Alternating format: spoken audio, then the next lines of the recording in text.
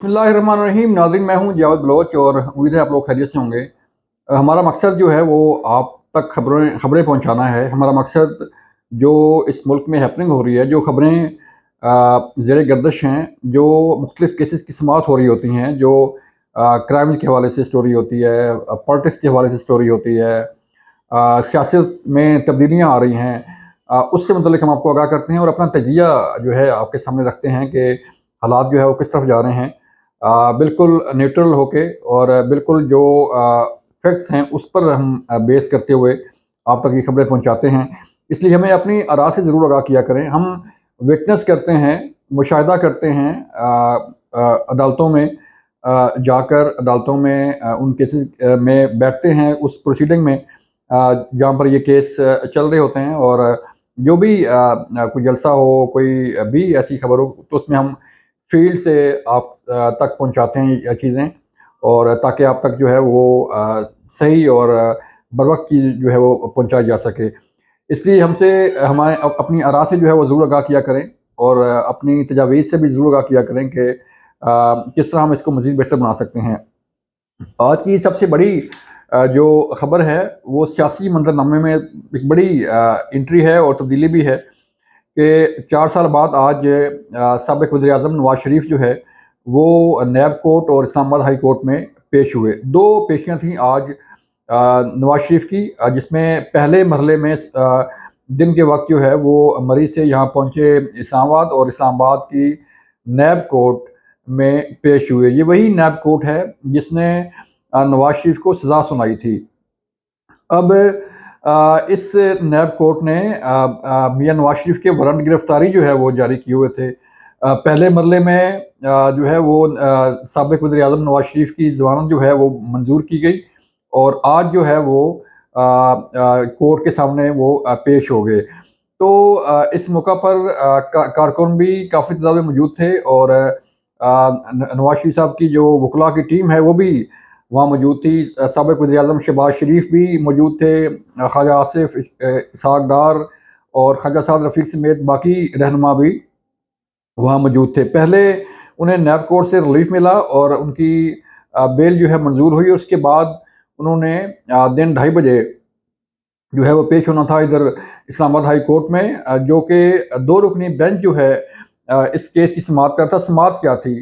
समाअत ये थी कि जो अल-अदीदिया और एवन फील्ड रेफरेंस में नवाज शरीफ को सज़ा हुई थी, उसको उसके खिलाफ अपील दायर की गई थी नवाज शरीफ की तरफ से, लेकिन ये अपील मुस्तरद हो गई थी उनकी अदम मौजूदगी के बाइस, क्योंकि वो मुल्क से बाहर चले गए थे इलाज के लिए, और फिर यहाँ पर पेश नहीं हुए, और फिर कोर्ट ने ये अपीलें मुस्तरद कर दी थी। उनकी बहाली के लिए रिट दायर की गई थी, और साथ हिफाजती ज़मानत भी जो है वो उसको एक्सटेंड करवाना था, क्योंकि आज 24 तारीख तक उनकी हिफाजती ज़मानत थी, और उसे भी एक्सटेंड करवाना मकसूद था। जब नवाज शरीफ यहाँ पहुँचे इस्लामाबाद हाई कोर्ट में, तो सिक्योरिटी के इंतहाई सख्त तरीन इंतज़ामात किए गए थे। यहाँ पर पुलिस की भारी नफरी तैनात थी, यहाँ पर एफसी के जवान तैनात थे, यहाँ पर रेंजर्स के जवान जो है वो तैनात किए गए थे, और कोर्ट रूम नंबर 1 में पहले बम डिस्पोजल स्क्वाड ने उस कोर्ट रूम को क्लियर किया। फिर उसके बाद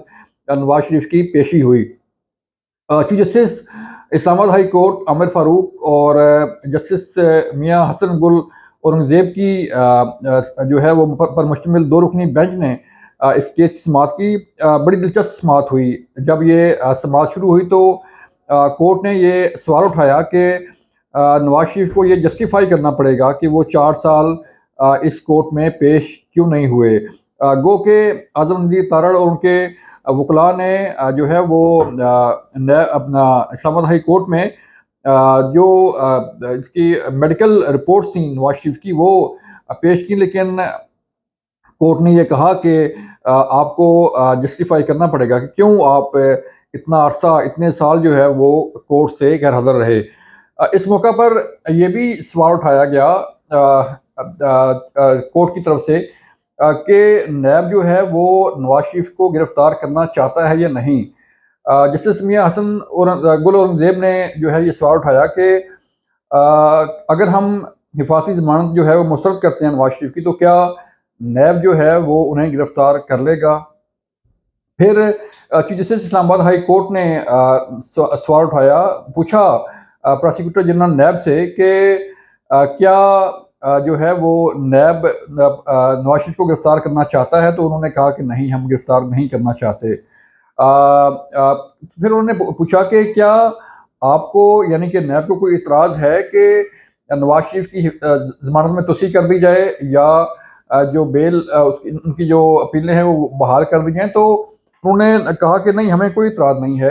अगर कोर्ट ये करना चाहती है तो हमें इस पर कोई इतराज़ नहीं है। यानी कि नैब जो कि मुद्दई है इन तमाम रेफरेंस का, और नैब की तरफ से ही ये रेफरेंस दायर किए गए थे। आज उसी नैब ने जो है वो नवाज शरीफ के सामने ये इकरार किया कि उन्हें ना तो गिरफ्तारी की ज़रूरत है और ना ही उन्हें कोई इतराज़ है कि अगर उनकी बेल जो है वो उसमें तोसी की जाती है। अगर Islamabad high court bell grant करना चाहती है तो नैब उसकी मुखालफत नहीं करना चाहता। इस पर अदालत ने भी हैरानगी का इजहार किया कि क्या ये वही नैब है जिसने नवाज शरीफ के खिलाफ जो है वो रेफरेंस दायर किए थे, और अदालत ने यह भी रिमार्क दिए कि अगर आप समझते हैं कि ये रेफरेंस ठीक नहीं थे तो उन्हें वापस क्यों नहीं लिया जाता, नैब इन रेफरेंस को वापस ले ले। तो इस लंबी जो है वो समाअत के बाद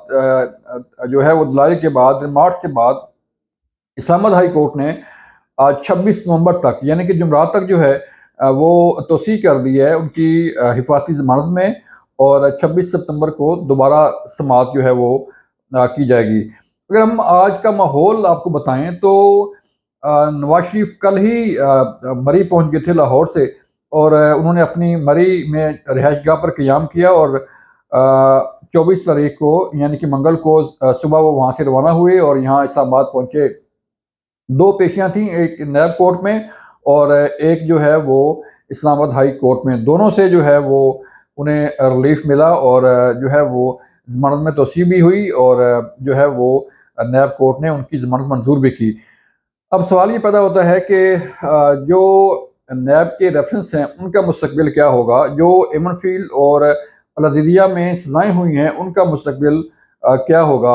हालात ज़ाहिर बात है, ये भी एक हकीकत है कि उस वक़्त किस तरह ये रेफरेंस बनाए गए थे, जल्दी में कैसे जीआईटी बनी और कैसे जो है वो रेफरेंस तैयार हुए, और किस तरह सुप्रीम कोर्ट के निगरान जज की निगरानी में जो है वो जल्द अज जल्द समाप्त की गई, और जो है इस नैब कोर्ट ने उन्हें सज़ाएँ सुना दी। तो ये भी एक सवालिया निशान है कि एक ट्रायल कोर्ट पर सुप्रीम कोर्ट के जज को एक निगरान जो है वो जज बनाया गया, और उन्होंने उनकी निगरानी में जो है वो ये समातें होती रहीं, और उन तक रिपोर्ट पहुंचती रही कि आज ये समात हुई, आज ये समात हुई, आज ये समात हुई।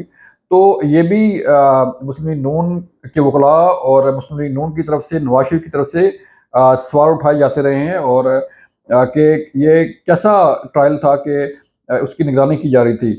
दूसरी तरफ अगर हम देखें तो अब तक जो है वो इन रेफरेंस में नैब कुछ साबित करने में जो है वो कामयाब नहीं हो सका। इन 4 सालों में जब तहरीक इंसाफ के चेयरमैन इमरान खान वज़ीर-ए-आज़म थे, वो खुद इन केसेस की निगरानी किया करते थे, और खुद जो है वो नैब से रिपोर्ट तलब किया करते थे। खुद अडयाला जेल से, कोट लखपत जेल से रिपोर्टें आया करती थीं कि आज नवाज शरीफ की हालत क्या है जेल के अंदर, आज मरियम नवाज की जेल के अंदर हालात क्या हैं।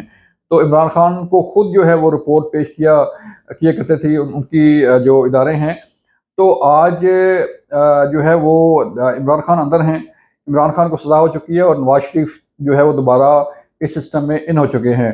आइंदा आने वाले हालात के मुतल्लिक़ भी हम आपको आगाह करते रहेंगे। अपना ख्याल रखिएगा। अल्लाह हाफ़िज़।